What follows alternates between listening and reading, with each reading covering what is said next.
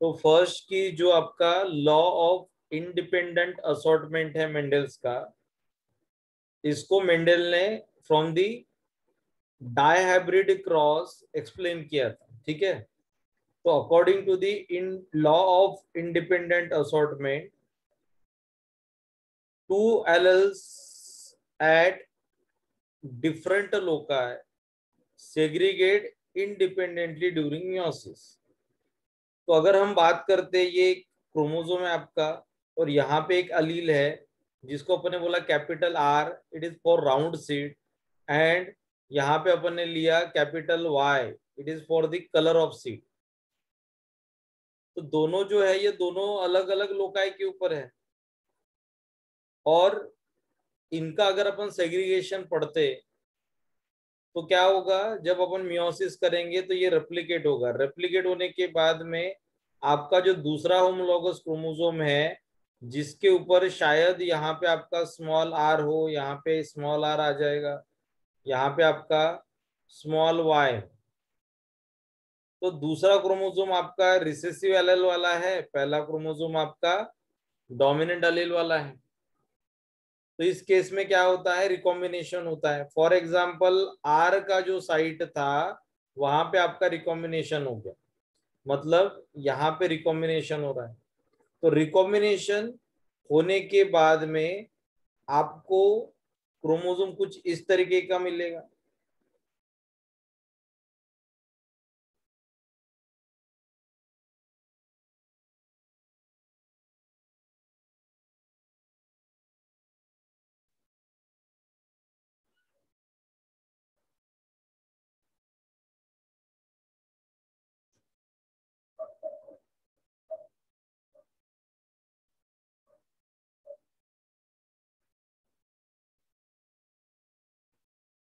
Recombination अगर होता है तो क्रोमोसोम कुछ आपको इस तरीके का मिलेगा।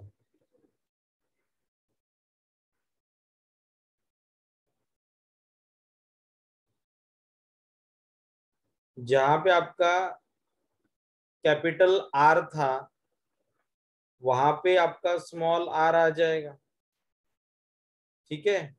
और जहां पे आपका स्मॉल आर था वहां पे आपका कैपिटल आर आ जाएगा। तो इस केस में ये यहाँ पे स्मॉल आर आ गया, यहाँ पे आपका स्मॉल आर होता है, और ये यहाँ पे स्मॉल वाई होता है। तो जब मियोसिस होगा तो मियोसिस में आपको चार गैमेट मिलेंगे, ये एक गैमेट, ये दूसरा गैमेट, ये तीसरा गैमेट, और ये चौथा गैमेट। पहले गैमेट में ये क्रोमोसोम जाएगा, दूसरे इसमें ये क्रोमेटिड जाएगा, तीसरे इसमें ये, और चौथे इसमें। तो इसका जीनोटाइप हो जाएगा कैपिटल आर कैपिटल वाई, दूसरे का हो जाएगा स्मॉल आर स्मॉल, दूसरे का हो जाएगा स्मॉल आर कैपिटल वाई, और तीसरे का हो जाएगा कैपिटल आर स्मॉल वाई। तो लास्ट वाला जो है उसका हो जाएगा स्मॉल आर स्मॉल वाई।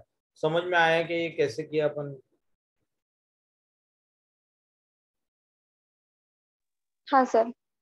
तो रिकॉम्बिनेशन में क्या होता है कि अगर ये होमोलॉगस क्रोमोसोम के बीच में अगर रिकॉम्बिनेशन हुआ तो आपका जो एक क्रोमोसोम था पहले जिसके ऊपर कैपिटल आर के साथ में कैपिटल वाई था, बट ड्यूरिंग मियोसिस क्या हुआ, कैपिटल आर और कैपिटल वाई दोनों भी इंडिपेंडेंटली सेग्रीगेट हुए। मतलब कैपिटल आर के साथ में आपका स्मॉल वाई आ गया, और स्मॉल आर के साथ में कैपिटल वाई आ गया। तो इसलिए अपन क्या बोलते हैं, इंडिपेंडेंट असॉर्टमेंट के हिसाब से टू एल अगर डिफरेंट लोकस के ऊपर है, डिफरेंट लोकस की बात कर रहे हैं अपन, ठीक है, डिफरेंट लोकस के ऊपर है, तो इनका सेग्रीगेशन जो है मियोसिस में ये इंडिपेंडेंट होता है। तो दोनों एक दूसरे से सेपरेट हो सकते हैं, ये आपका लॉ ऑफ इंडिपेंडेंट असॉर्टमेंट। पहला था लॉ ऑफ सेग्रीगेशन, जिसमें बताया कि आपका जो फ्रीक्वेंसी होता है सेग्रीगेशन का वो 50-50% का होता है, बराबर है। कैपिटल आर वाले 50% गैमेट बनेंगे और स्मॉल आर वाले 50% गैमेट बनेंगे। ये अपना पहला था लॉ ऑफ सेग्रीगेशन। ये है लॉ ऑफ इंडिपेंडेंट असॉर्टमेंट। समझ में आ रहा है क्या? हाँ सर। तो लॉ ऑफ इंडिपेंडेंट असॉर्टमेंट के हिसाब से अगर हमारे पास में दो अलग अलग लोकस है तो उनका segregation independent of each other होता है। ठीक है। उसके बाद में नेक्स्ट, अगर गैमेट इस टाइप से बनते हैं तो हम क्या बोलेंगे कि हमारे पास में 50% गैमेट रिकॉम्बिनेंट है। तो 50% गैमेट क्या होते हैं रे? ये जो 50% है ये नॉन रिकॉम्बिनेंट है। कैपिटल आर के साथ में कैपिटल वाई है और स्मॉल आर के साथ में स्मॉल वाई है। मतलब ये पेरेंटल गैमेट जैसे थे वैसे ही ये है। ठीक है क्या? समझ में आ रहा है क्या? हाँ सर। तो ये आपके हो गए रिकॉम्बिनेंट।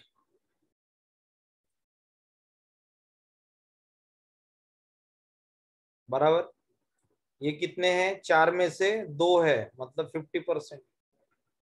और नॉन रिकॉम्बिनेंट मतलब ये वाले। ठीक है। ये आपके नॉन रिकॉम्बिनेंट है। तो ये भी कितने हैं आपके पास में? दोनों मिलके 50। 50% है। तो 50% रिकॉम्बिनेंट एंड 50% नॉन रिकॉम्बिनेंट। बराबर है क्या? हाँ। तो जीन अगर आपका लॉ ऑफ इंडिपेंडेंट असॉर्टमेंट को फॉलो अगर करता है, इस तरीके से अगर आपका सेग्रीगेशन होता है तो 50% रिकॉम्बिनेंट गैमेट बनते हैं और 50% नॉन रिकॉम्बिनेंट गैमेट बनेंगे। ठीक है। उसके बाद नेक्स्ट, अगर हमने डायहाइब्रिड क्रॉस किया, किसके लिए? डायहाइब्रिड क्रॉस किया किसके लिए? आपके दो अलग अलग लोकस के लिए। तो उस केस में रेशो आता है आपका 9:3:3:1। बराबर है क्या? हाँ सर। अगर अपन ने टेस्ट क्रॉस किया तो रेशो आएगा आपका 1:1:1। टेस्ट क्रॉस मतलब क्या रे? टेस्ट क्रॉस मतलब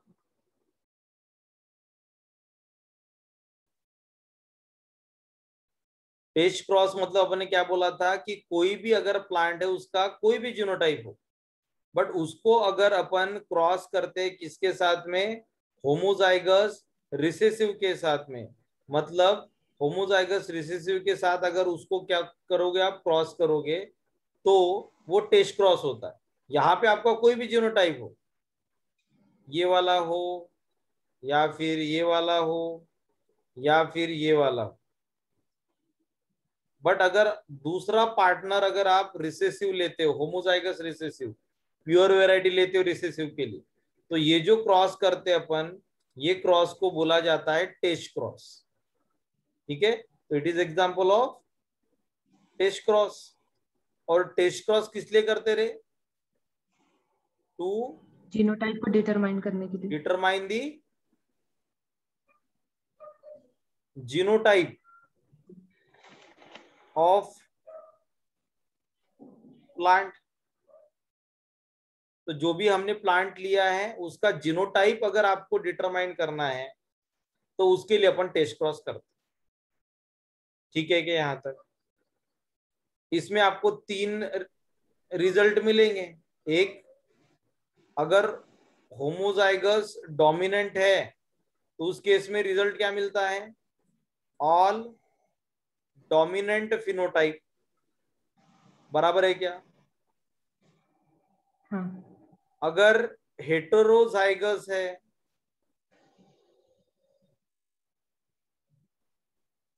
तो इस केस में क्या रिजल्ट मिलता है? 1:1। एक डोमिनेंट और एक रिसेसिव। और अगर आपने तीसरा होमोजाइगस रिसेसिव लिया तो ऑल आर रिसेसिव देगा वो, बराबर है ना। हाँ। तो टेस्ट क्रॉस का मतलब क्या कि जो दूसरा पेरेंट है इसके जीनोटाइप का, इसके एलएल का अफेक्ट जो आपको डिटरमाइन करना है, जिस पेरेंट का जीनोटाइप आपको डिटरमाइन करना है उसके फिनोटाइप के ऊपर नहीं पड़ना चाहिए, उसके प्रोजेनी के फिनोटाइप के ऊपर नहीं पड़ना चाहिए। तो इसलिए अपन इसको होमोजाइगस रिसेसिव लेते हैं। तो इसको अपन ने टेस्ट क्रॉस बोला था, बराबर है क्या। हाँ सर। उसके बाद में नेक्स्ट अपन ने क्या किया,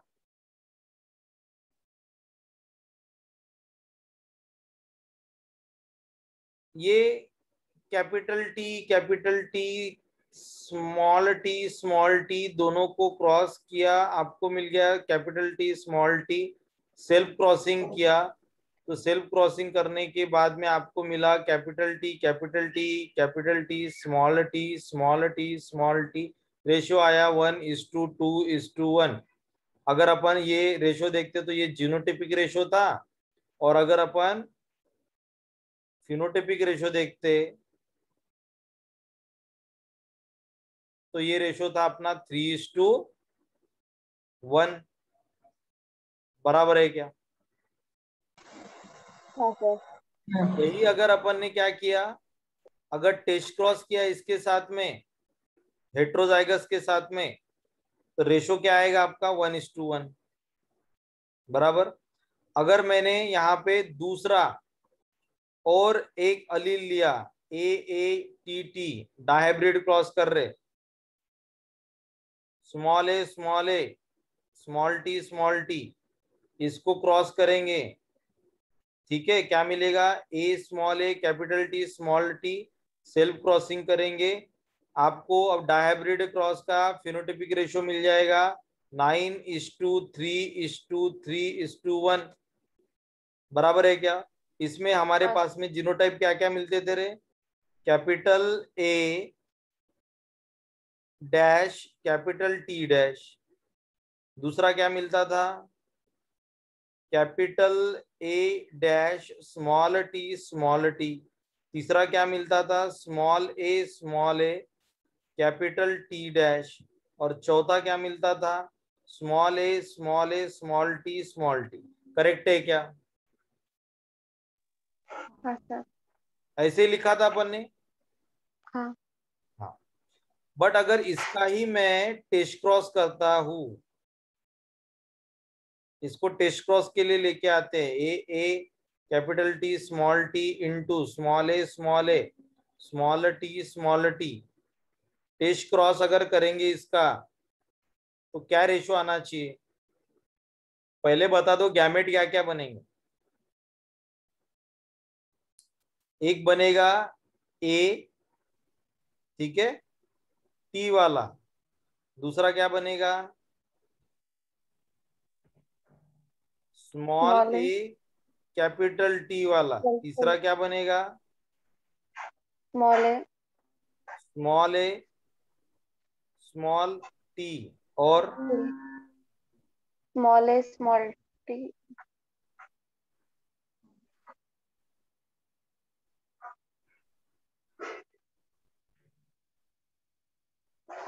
एक बन जाएगा कैपिटल ए स्मॉल टी, और स्मॉल एक ए बन स्मॉल जाएगा टी।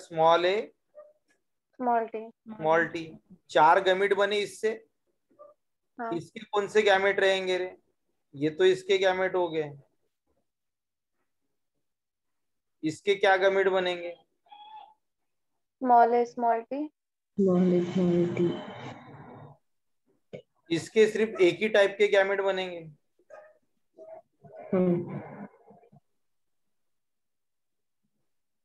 कौन से, small A small T. Small A small T. अब ये गैमेट जो है हर एक के साथ में क्रॉस करो, क्या आएगा, small A small T small A small T small A small T small A small T. बराबर।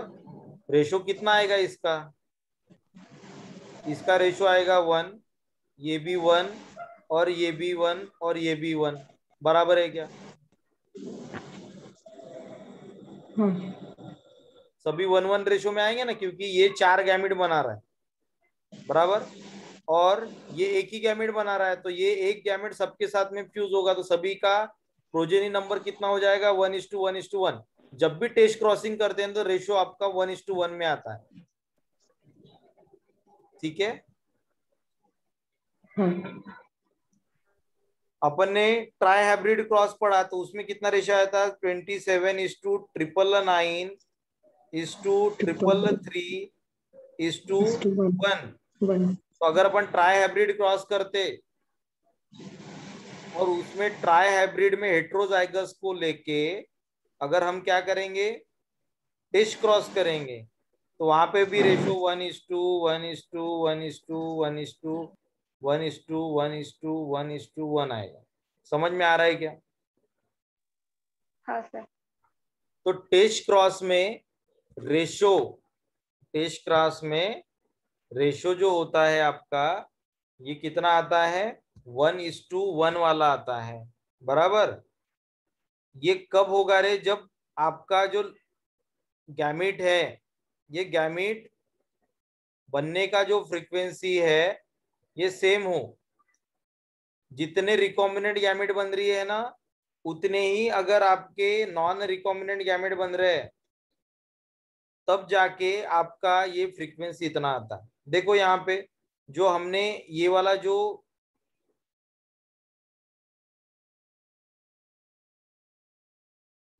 जो जीनोटाइप लिया था, इससे कितने गैमेट बने? 4 टाइप के।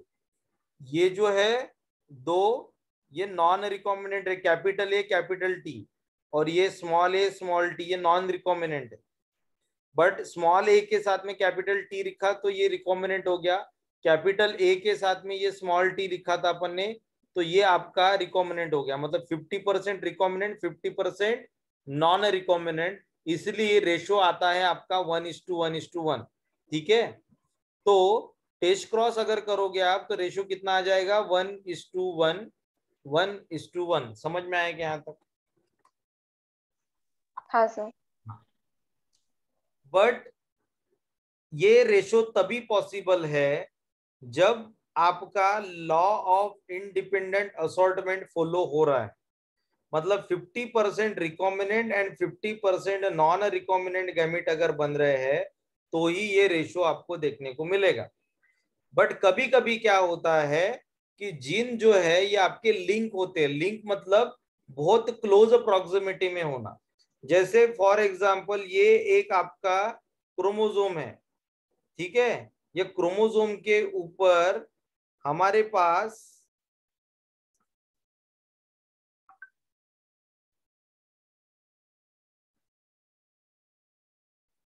दो जीन हमें पढ़ने हैं।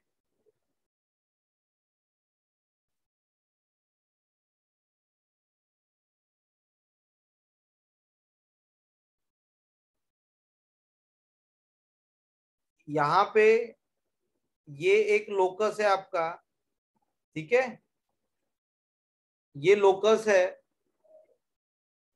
जिसके ऊपर आपका ए जीन है, और ये दूसरा लोकस है जिसके ऊपर ये आपका दूसरा जीन है, दैट इज बी। अब दोनों एक दूसरे से क्या है रे? बहुत दूर है, तो दोनों का जो सेग्रीगेशन है ये इंडिपेंडेंट हो जाएगा। दोनों इंडिपेंडेंटली सेग्रीगेट हो सकते हैं। समझ में आ रहा है क्या आपको? हाँ। मतलब रिकॉम्बिनेशन अगर आपका ये बीच में यहाँ पे हुआ तो दोनों अलग अलग हो सकते हैं ना। बट अगर मुझे एक बात बताओ कि ये एक आपका तीसरा लोकस है,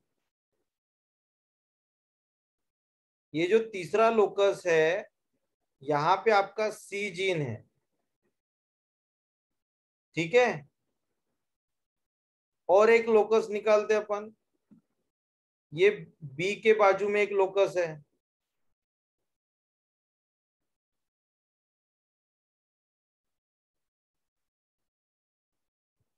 और ये जो लोकस है इसको अपन डी बोल रहे हैं।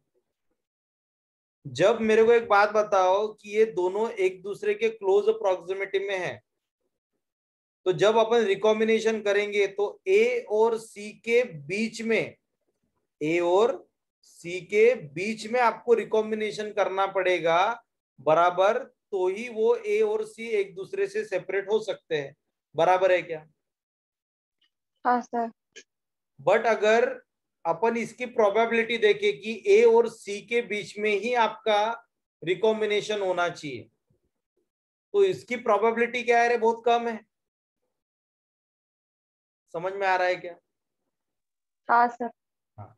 बट अगर अपन ए और बी के बीच में अगर रिकॉम्बिनेशन की प्रोबेबिलिटी देखें तो वो बहुत ज्यादा डिस्टेंस पे है, तो उसकी प्रोबेबिलिटी क्या रहेगी? रिकॉम्बिनेशन की ज्यादा रहेगी कि ए और बी के बीच में रिकॉम्बिनेशन होने के चांसेस क्या है? ज्यादा है। बराबर है क्या? हाँ सर। तो मैं ऐसा बोल सकता हूं क्या कि जब भी आपका क्रोमोसोम का सेग्रीगेशन होता है तो उस केस में जहां पे आपका ए जाएगा तो उसके साथ में सी भी चला जाएगा, जहां पे बी जाता है उसके साथ में डी चला जाता है, क्योंकि ये दोनों एक दूसरे के बहुत ही क्लोज अप्रोक्सिमिटी में है। बोल सकते हैं ऐसा?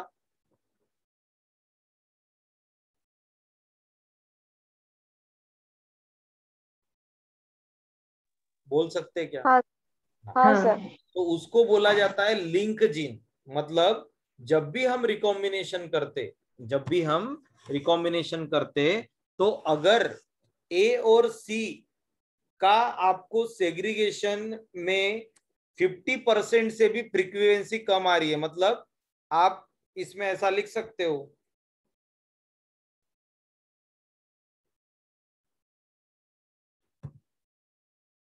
जैसे मेरे पास में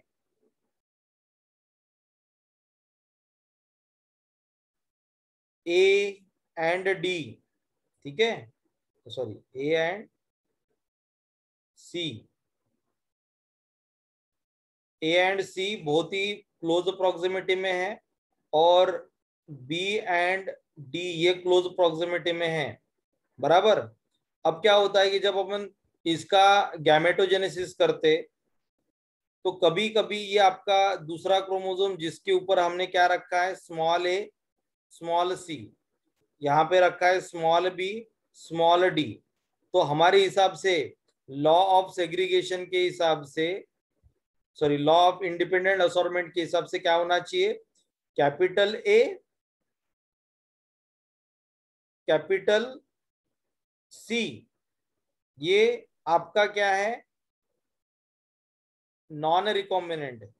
स्मॉल ए स्मॉल सी ये भी आपका क्या है, नॉन रिकॉम्बिनेंट है। But capital A and small C, small A and capital C ये आपके क्या है, रिकॉम्बिनेंट है। तो इसकी परसेंटेज 50 होने चाहिए, इसके परसेंटेज 50 होने चाहिए, तब अपन क्या बोलेंगे कि ये इंडिपेंडेंटली सेपरेट हो रहे, एक दूसरे से इंडिपेंडेंटली सेपरेट हो रहे, इसलिए आपको फ्रीक्वेंसी जो है रिकॉम्बिनेंट एंड नॉन रिकॉम्बिनेंट की वो 50-50% मिल रही है। बराबर है क्या? हाँ सर। बट इसका रिजल्ट कुछ अलग ही आता है।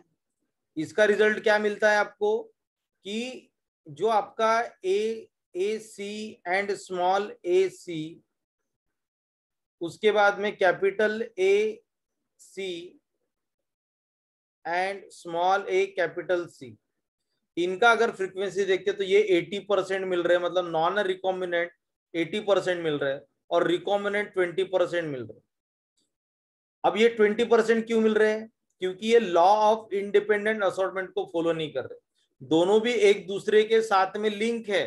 तो मोस्ट ऑफ द टाइम क्या होता है, रिकॉम्बिनेशन में ए और सी साथ में चले जाते हैं, तो इसलिए जो रिकॉम्बिनेंट गैमेट है इसका परसेंटेज आपका 50% से कम हो गया। तो जब भी आपका रिकॉम्बिनेंट गैमेट का फ्रीक्वेंसी 50% से कम होता है तो अपन बोलते हैं कि वहां पे जीन आपका लिंक है। तो जीन अगर लिंक है तो उस केस में आपको इस प्रकार का फ्रीक्वेंसी देखने को मिलेगा, और जीन अगर नॉन लिंक है तो फ्रीक्वेंसी आपको 50-50% मिल जाए।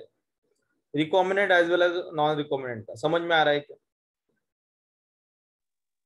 हाँ सर। अब मुझे एक बात बताओ, सीधा सीधा जवाब देना है आपको, ठीक है? ए यहाँ पे है, ठीक है, और सी यहाँ पे है, ये पहला कंडीशन हो गया। दूसरा कंडीशन ले रहे अपन, ए यहाँ पे है और सी यहाँ पे है, ठीक है। तीसरा कंडीशन ले रहे, ए यहाँ पे है और सी जो है यहाँ पे है।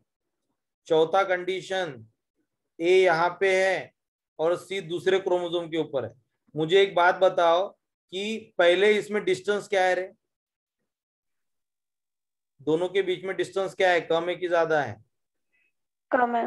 कम है। तो डिस्टेंस अगर कम है तो दोनों के बीच में रिकॉम्बिनेशन होने की प्रोबेबिलिटी कम है कि ज्यादा है? एग्जैक्ट दोनों के बीच में कम रहेगी कि ज्यादा रहेगी? कम रहेगी। कम ही रहेगी। दूसरा कंडीशन लेते अपन, अब यहाँ पे दोनों के बीच में रिकॉम्बिनेशन होने की प्रोबेबिलिटी थोड़ी थोड़ी बढ़ गई, हाँ थोड़ी कम है। बढ़ हाँ गई है ना? इसमें अगर लेते तो बहुत ज्यादा है। और ज्यादा बढ़ गई। मतलब हाँ जितना वो दूर दूर जाएंगे उतना रिकॉम्बिनेशन की प्रोबेबिलिटी, या फिर अपन ऐसे बोल सकते इंडिपेंडेंटली असॉर्टमेंट की प्रोबेबिलिटी बढ़ रही है। बराबर है क्या? हाँ सर। हाँ दोनों का एक दूसरे के साथ में सेपरेट होने की जो प्रोबेबिलिटी है, ये किसके साथ में बढ़ती जाती है? With the distance. दोनों के बीच में जितना स्पेस ज्यादा उतना प्रोबेबिलिटी ज्यादा सेग्रीगेशन का या इंडिपेंडेंट असॉर्टमेंट का। अगर ये दोनों भी अलग अलग क्रोमोसोम के ऊपर है तो अब तो कोई बात ही नहीं है। अलग अलग क्रोमोसोम के ऊपर है, इसका मतलब वो हमेशा इंडिपेंडेंटली सेग्रीगेट करेंगे। समझ में आ रहा है क्या? हाँ सर। तो distance is inversely proportional to the probability of independent assortment। ठीक है क्या? हाँ सर। समझ हाँ में सर। आया कि हाँ हाँ मतलब हम ऐसे बोल सकते क्या कि जब आपका रिकॉम्बिनेंट फ्रीक्वेंसी, जब आपका recombinant frequency is less than 50% है, recombinant frequency is less than 50% है, देन जीन्स आर लिंक।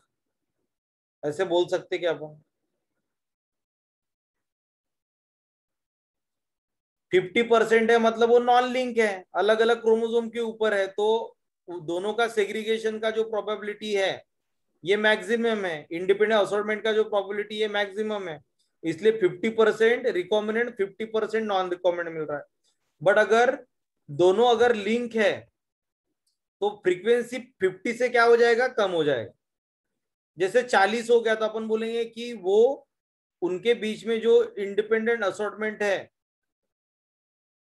ये आपका नहीं हो रहा है, 10% नहीं हो रहा है, इसलिए फ्रीक्वेंसी आगे 40% आपके रिकॉम्बिनेंट गैमेट बन रहे।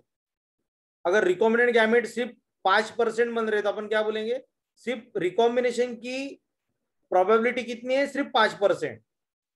समझ में आ रहा है ना? तो 50% से अगर कम रिकॉम्बिनेंट गैमेट बन रहे हैं आपके, तो इसका मतलब जीन आपके लिंक है। ठीक है क्या? हाँ। चलो ये सबको क्लियर हो गया। हाँ सर। हाँ उसके बाद नेक्स्ट,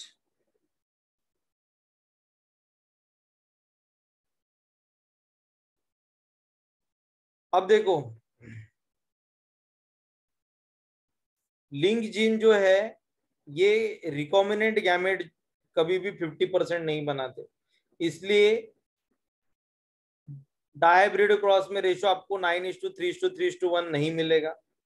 अगर टेस्ट क्रॉस करते हो तो उसमें भी रेशो आपको 1:1 नहीं मिलेगा। समझ में आ रहा है क्या?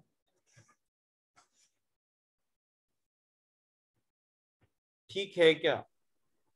सर आवाज हाँ। नहीं आई. आवाज क्लियर इतना ही है? येत आहे सर बट अटकले आता. हाँ, एक मिनट. हम क्या, अपन ने क्या बोला है कि जब भी जीन लिंक होता है तो रिकॉम्बिनेंट गैमेट का जो परसेंटेज है, रिकॉम्बिनेंट गैमेट का परसेंटेज आपका 50% से कम हो जाएगा, बराबर? हाँ. तो 50% से अगर रिकॉम्बिनेंट गैमेट का परसेंटेज कम हो गया तो रेशो आपको 1:1 नहीं मिलेगा ना टेस्ट क्रॉस में? मिलेगा क्या? नहीं. नहीं, क्योंकि अपन ने क्या बोला था कि हमें कैपिटल ए या आपका 1, ठीक है, उसके बाद में कैपिटल ए, एक मिनट,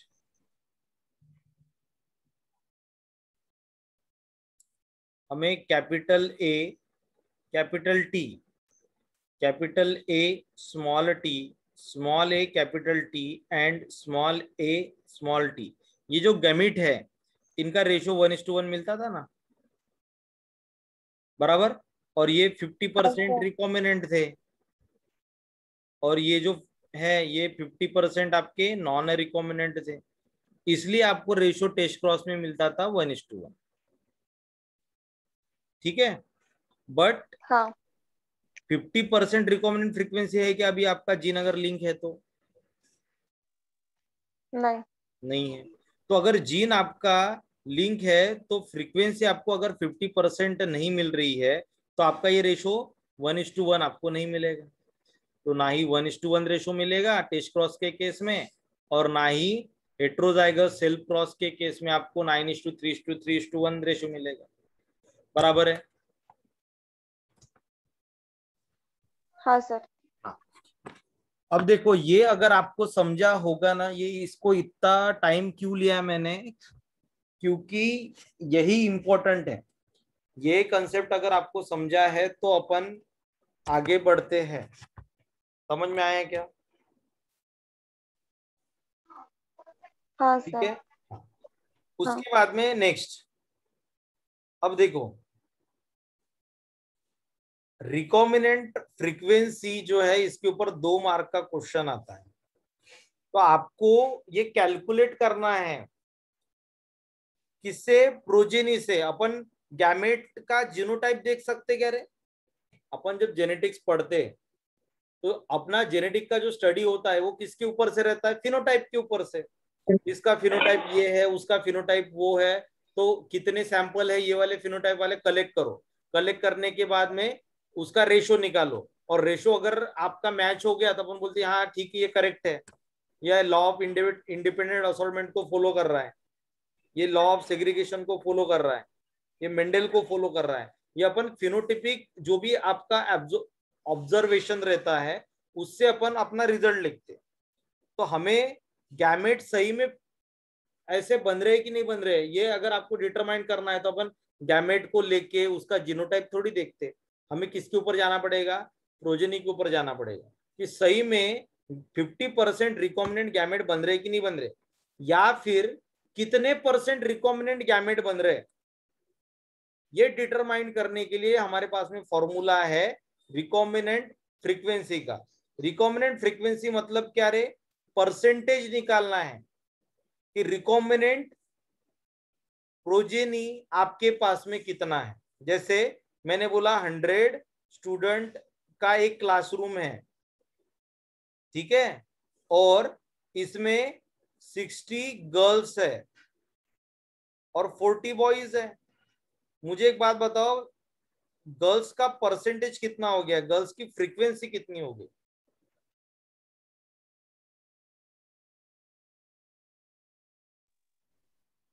मैक्सिमम गर्ल्स का फ्रीक्वेंसी. परसेंटेज कितना हो गया? मैक्सिमम. मैंने परसेंटेज पूछा, मैंने कितना परसेंट गर्ल्स है? 60. 50% 60%. गर्ल्स कैसे निकाला रे? 60 आउट गर्ल्स ऑफ है 100 स्टूडेंट में, मल्टीप्लाई बाय 100, बराबर ऐसे ही किया. हाँ हाँ. तो हमें रिकॉम्बिनेंट प्रोजेनी का फ्रीक्वेंसी अगर निकालना है तो वैसे ही करना है. रिकॉम्बिनेंट प्रोजेनी कितने हैं, मतलब गर्ल्स कितने हैं?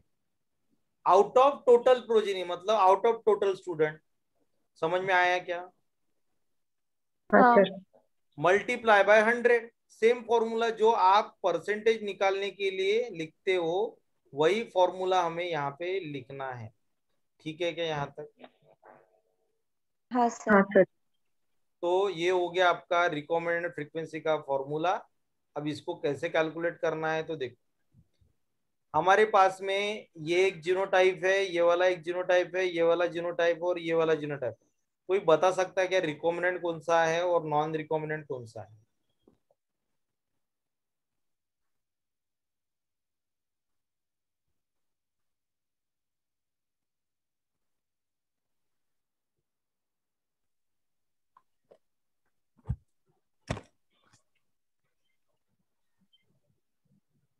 रिकॉम्बिनेंट कौन सा है और नॉन रिकॉम्बिनेंट प्रोजेनी कौन सा है?